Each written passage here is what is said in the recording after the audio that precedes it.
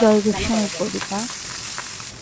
চোখ চলে গিয়েছিল অন্যের প্রেমিকা তার পায়ে, যখন অসাবধানে সামান্যই উঠে গেছে শাড়ি।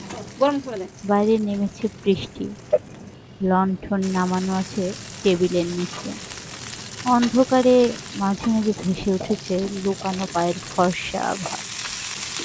অন্যায় চোখের নয়, না তাকিয়ে তার কোনো উপায় ছিল না, সত্যিই ছিল না।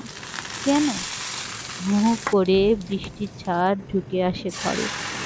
সত্যিই ছিল না। কেন? কাঁটাতারে ঝাঁপায় ফুল গাছ। সত্যিই ছিল না। কেন? অনধিকারীর সামনে থেকে সমস্ত লুকিয়ে নেয় নকশা কাটা লেসের ঝালর। এখন থেমেছে বৃষ্টি, এখন এ ঘর থেকে উঠে গেছে সেও। শুধু ফিরে আসছে হাওয়া, শুধু এক অক্ষমের চোখের মতন মাঝে মাঝে কেঁপে উঠছে টেবিলের তলার লণ্ঠন।